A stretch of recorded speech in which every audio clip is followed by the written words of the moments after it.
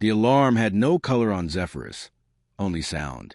A low, bone-deep resonance that traveled to the crystalline stone of the military platform and into Kael's boots before it reached his ears.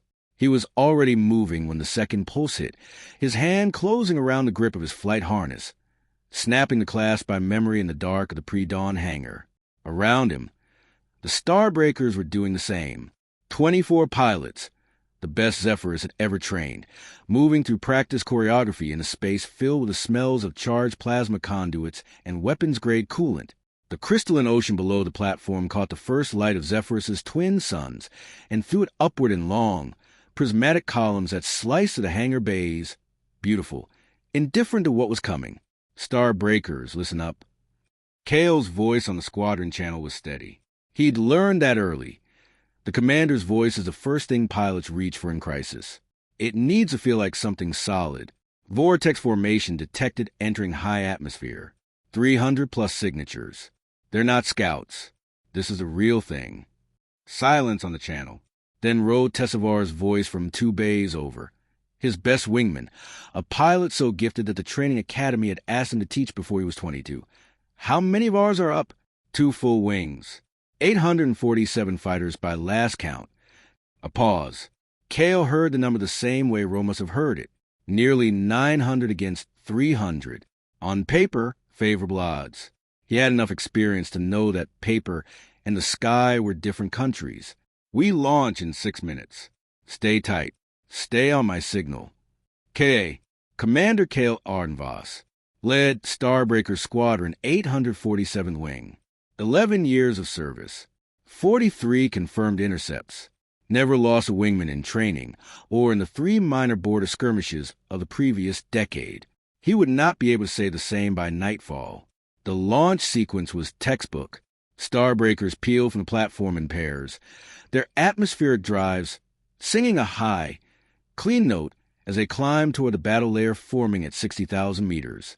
Below them, the crystalline ocean was a mosaic of turquoise and pale violet. The same ocean Kael had flown over 1,000 times on patrol runs, the same ocean that children swam in along the civilian coast 20 kilometers south. He did not let himself look at it long.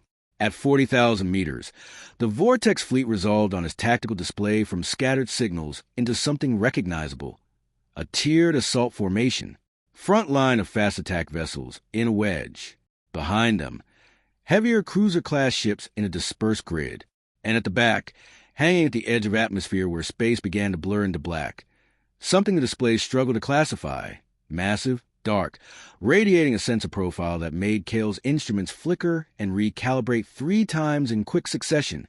Command, Starbreaker lead. I'm seeing unclassified heavy assets at the rear of the formation, requesting identification support. He kept his voice even. The response from ground command took 4 seconds, an eternity in combat time. Starbreaker lead. We're working on it. Preliminary assessment is unknown heavy class. Proceed with engagement protocol 7. Unknown. The word settled in Kael's chest like a stone dropped into still water. The Vortex fleet opened fire at 80 kilometers, well outside the effective range of any Zillion weapon system. This was the first indication that the day would not follow any known doctrine. The plasma disruptor cannons hit Kael's forward wing before any pilot understood what they were.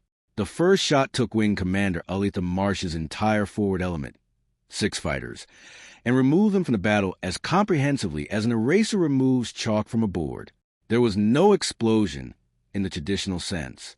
The plasma bolt struck, and the ships simply ceased to have structural coherence. They came apart in expanding halos of superheated debris that glittered for a moment in the upper atmosphere before the wind took them. Kael had time to register 3 things in sequence. The sensor returns of 6 fighters disappearing simultaneously, the stunned silence on the tactical channel, and the trailing orange light of the plasma wash still fading at the edge of his cockpit view. Then the second salvo came. Squadron tactical channel. 6 hours, 44 minutes, and 17 seconds, Zephyrus Standard Time. Marsh. 2. Break right. There. Marsh. 2. Signal lost. Kael, all wings, split pattern now. Do not maintain formation. They're using area fire. RHO, I've got a lock on the lead wedge. Targeting. Wait. What is that range indicator? Ground CMD, Starbreakers, be advised. We're tracking what appear to be warp destabilizers in the second line. Do not engage at close range until we... Kael, say again, command. A warp destabilizer is a theoretical. Ground CMD, no longer theoretical. Asterwing just went through a destabilization field. We're getting fragmented returns. Kael, they're gone. All of Asterwing. Our HO 40 ships? That's 40 ships, command. Unknown pilot. Someone get me a vector. I've lost my instrument entirely. My drive is help me. Someone give me a signal lost. Kael yanked his fighter into a hard inverted dive and ran the numbers with a part of his mind that did not panic. The narrow analytical corridor that training had built and kept clear. They were losing pilots at a rate that had no precedent in any engagement he had studied. The plasma disruptors had an effective range that outranged Zillion weapons by a factor he estimated, in those first minutes, at roughly 3-1. The warp destabilizers were worse. They created localized fields of spatial instability that caused anything passing through them to lose the coherence of its warp signature, which at atmospheric speeds translated to catastrophic structural failure. It did not destroy ships so much as it unmade the physical mathematics that held them together. He had never seen anything like it. Nobody on Zephyrus had, because nothing like it was supposed to exist yet. They knew exactly where we would be. They came in at our defensive seams. They opened fire before we were in range to respond. This is not a battle. This is a slaughter with choreography. That thought arrived in the 6th minute of the engagement, when Kael pulled high and fast to avoid a destabilizer field and found himself briefly above the fighting, looking down at a sky that had been full of Zillion fighters and was now a thinning scatter of moving lights with far too much dark space between them. The Vortex formation had barely shifted. Their wedge was intact. Their cruisers had not yet committed. They were winning so comprehensively that they could afford to be methodical. Pilot Taven Yellow from Kael's own element was the first of the Starbreakers he lost. Taven had been flying for 7 years, had a sister in the merchant fleet, and had a habit of humming pre-battle that drove the other pilots to distraction, and that Kael had never once asked him to stop because it meant Taven was calm. He heard the hum cut off mid-note, and then Taven's fighter was simply not where it had been, replaced by an expanding ring of debris that included pieces small enough that Kael could not, from 200 meters, distinguish ship from pilot. He did not allow himself to mourn in real time. There was nowhere to put grief in the middle of a fight like this. No pocket deep enough. He filed it somewhere unnamed and kept moving. Jessa Wren, Starbreaker 6, lasted 11 minutes. She was attempting a close-range pass on a Vortex fast-attack vessel when the plasma cannons on its flanks fired simultaneously, and the burst took her ship in its center mass. Her voice on the channel was very brief, not a scream. Exactly, more sharp intake of breath, a sound of profound surprise, and then static. DAV Moorhen, the youngest member of the squadron at 20 years old, who had passed his qualification exams with marks at the academy said they had never seen before and who had asked Kael, in the hangar 2 hours before launch, if this was going to be the real thing, the kind of battle worth being in. David lasted 13 minutes before a destabilizer field caught him on a vector he had no way to know was compromised. His ship did not explode. It simply stopped being a ship. The structural resonance failed so completely that it folded around itself and became, in the space of half a second, a compact irregularity of superheated metal that fell toward the ocean below. Kael watched it fall. He watched it for 2 seconds he could not afford, and then he turned back to the fight, because there was nothing else to do. Starbreakers remaining. 9. Zillion fighters active. 180. Vortex losses, EST. 11. The communications were fracturing. Ground command transmissions had become fragmented, shorter, higher-pitched, stripped of the measured cadence that doctrine required, and replaced with something closer to controlled desperation. Other wings were reporting similar catastrophic losses. The entire eastern defensive formation had collapsed when the Vortex cruisers finally committed, and their destabilizer field swept through a cluster of 300 Zillion fighters attempting a coordinated strike pattern. The eastern sky went quiet over the span of 90 seconds. Planetary Defense Network. Fragmented transmissions. 7 hours, 11 minutes, and 3 seconds. Eastern CMD. We've lost contact with all units east of the Meridian Line.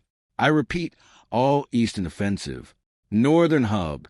The plasma fires reaching the coast. We have civilian sectors taking. The crystalline towers on the Erevan shore, they're unknown. Someone tell me how they knew to hit the relay stations first.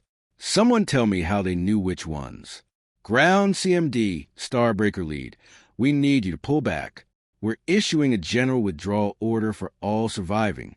Kael, withdraw to where? They're in our atmosphere. They own the engagement zone. Where are we withdrawing to?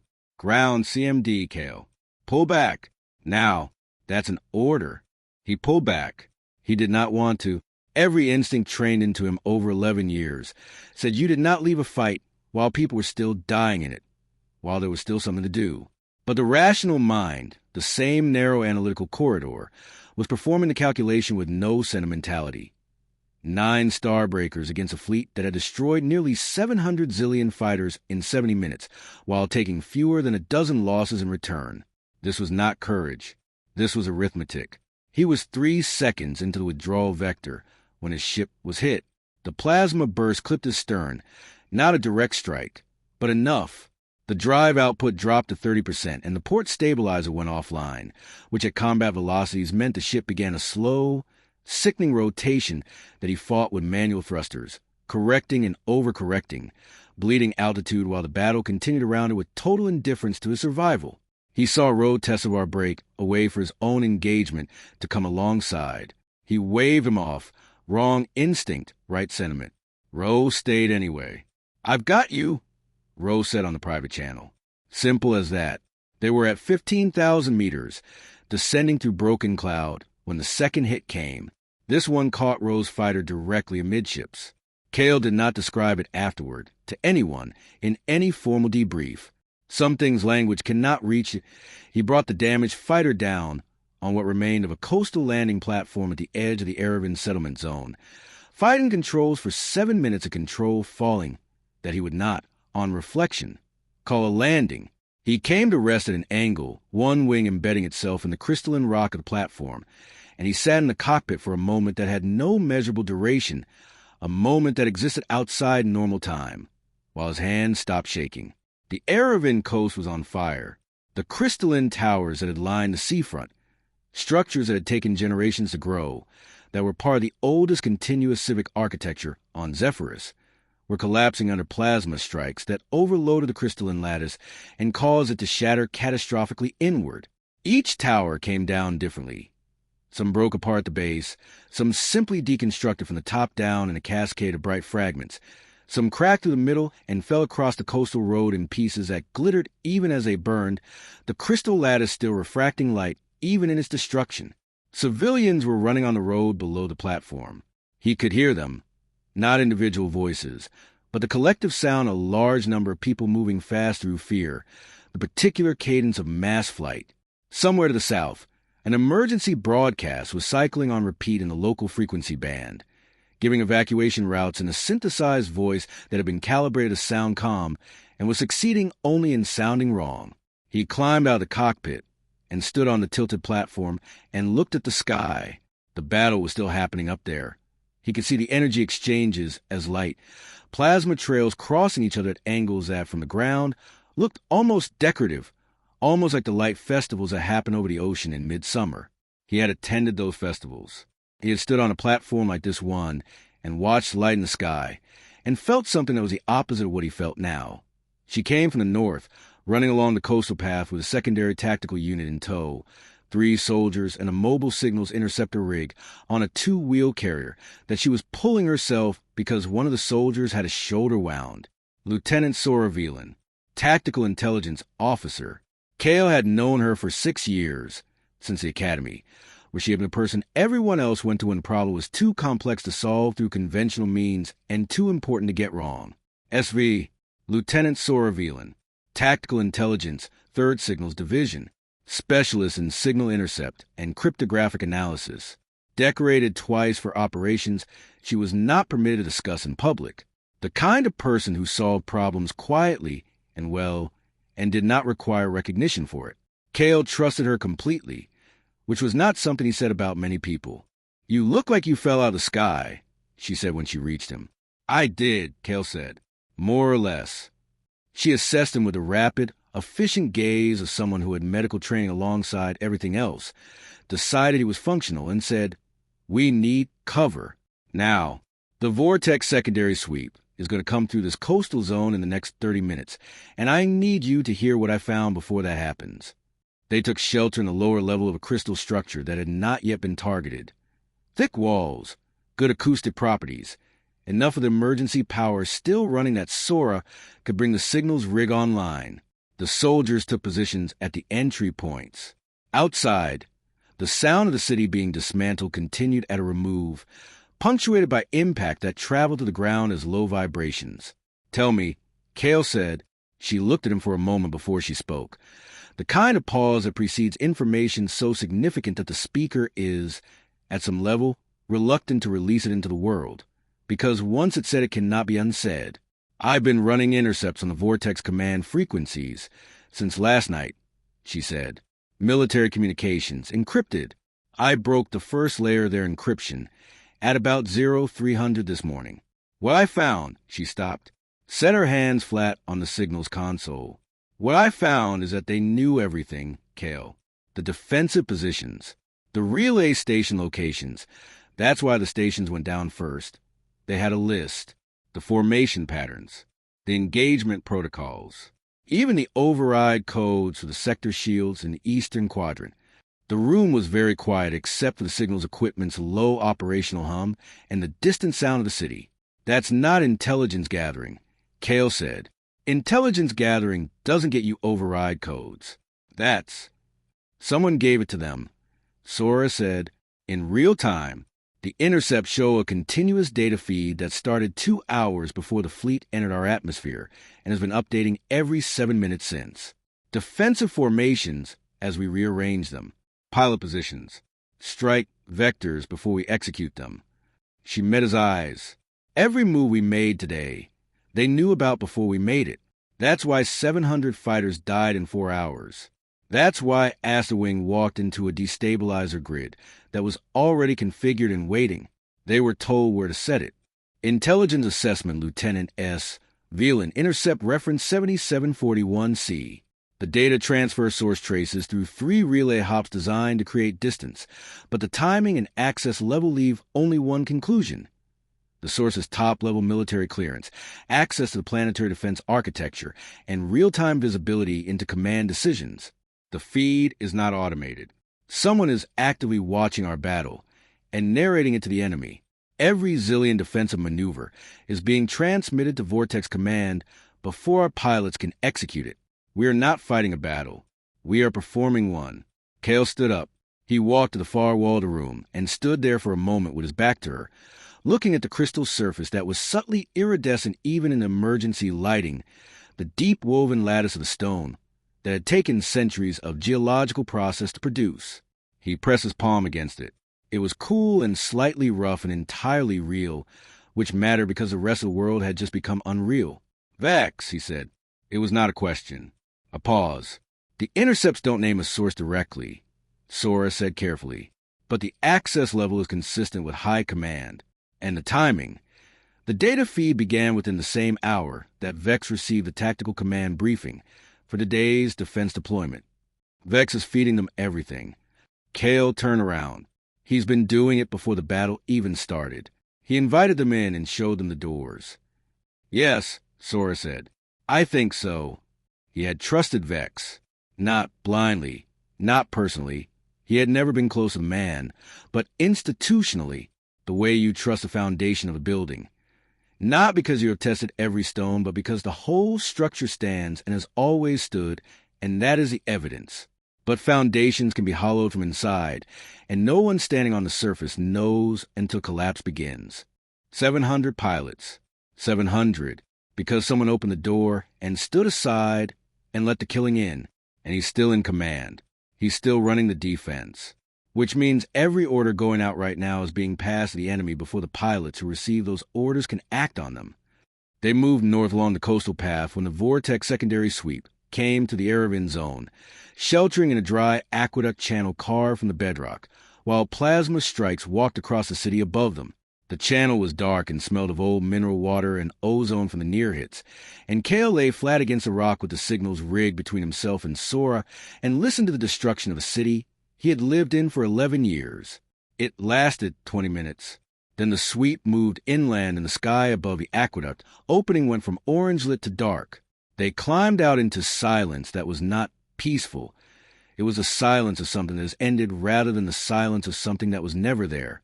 The Aravan seafront was unrecognizable. The crystal towers were rubble now. Bright, impossible rubble, because the broken crystal still caught ambient light and scattered it. So the ruins glittered in the early afternoon sun with an almost mocking beauty. The coastal road was buried under debris in several sections. Emergency broadcasts had stopped. The evacuation routes it had been advertising were blocked.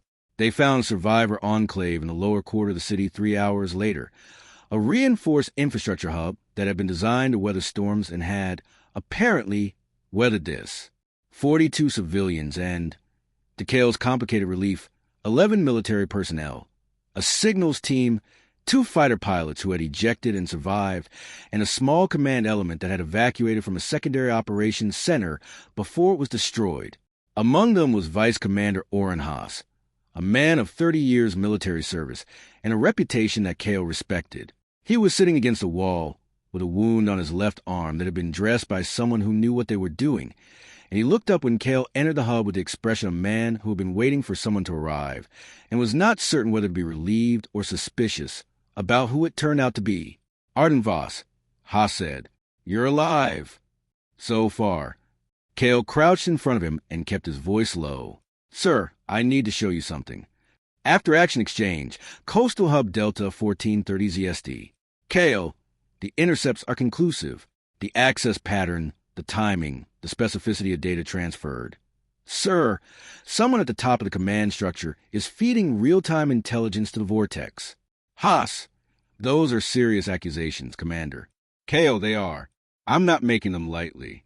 Haas, you're pointing at Vex. Kael, the intercepts point at whoever briefed the Eastern Defense deployment at 0400 this morning. I know who that was. Haas, Vex has served this planet for 22 years. I've served alongside him. You're asking me to believe. Kael, I'm asking you to look at the data, sir. 700 pilots. The Eastern relay stations. Every defensive move anticipated before we executed it. I'm asking you to explain it some other way. Haas, long pause, I can't.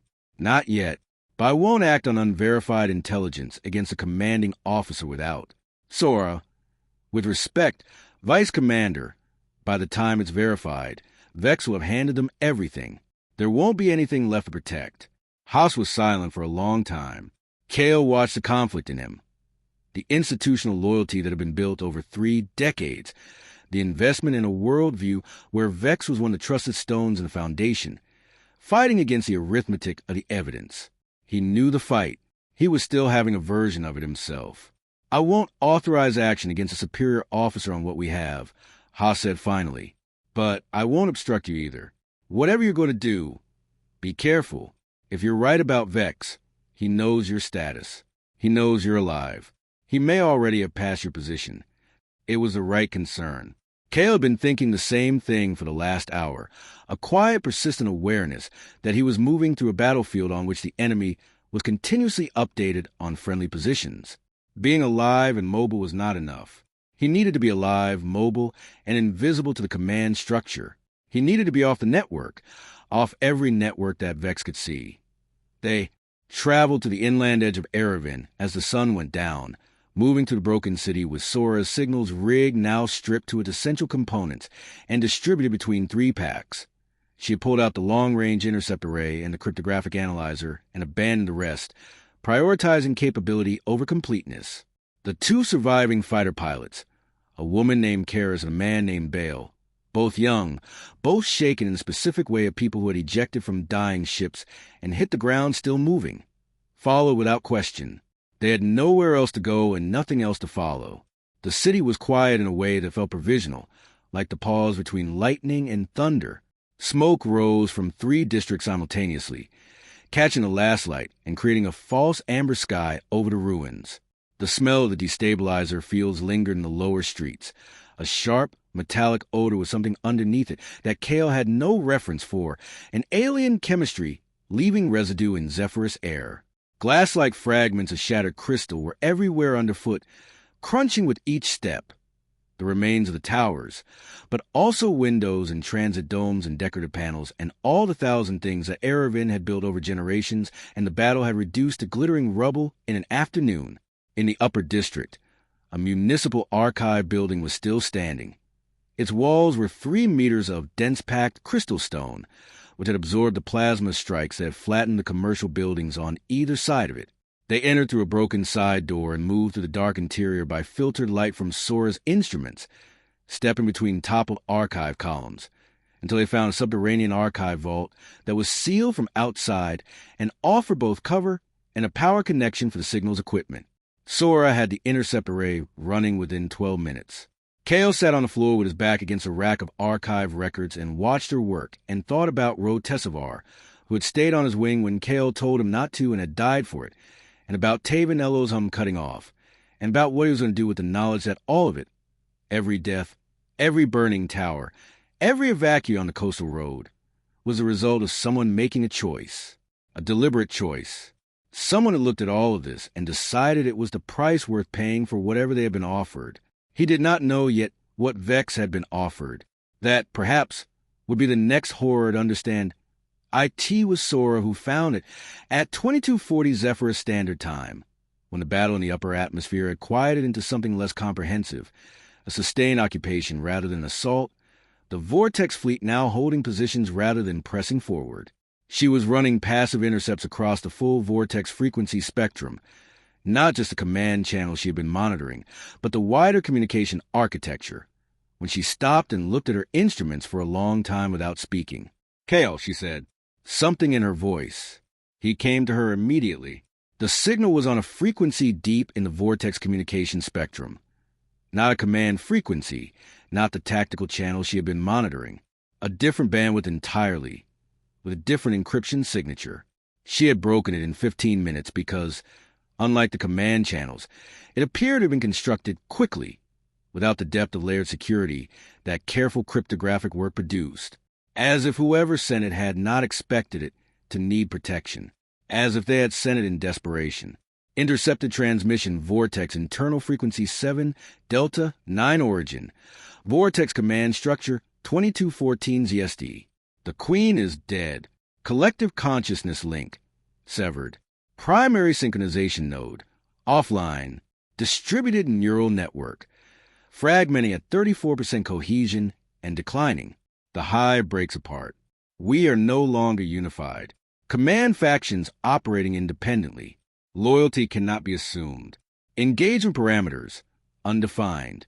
This transmission originates from Vortex Secondary Command, 3rd Cohesion Block.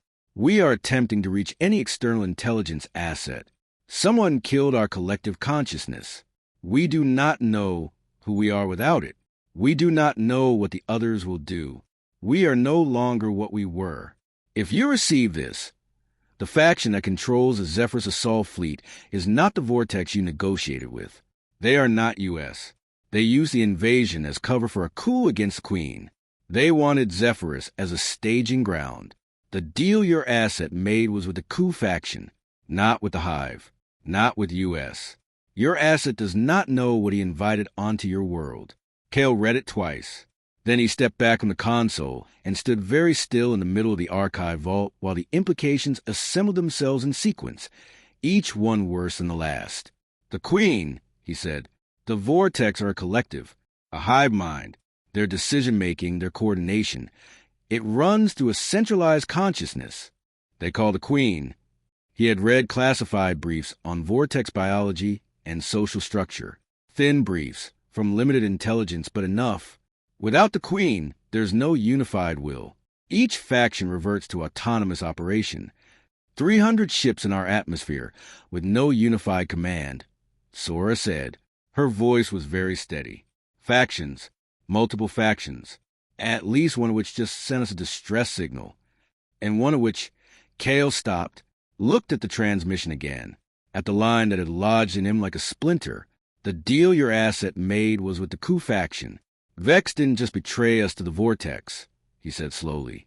He made a deal with a faction inside the Vortex that was already in the middle of a civil war.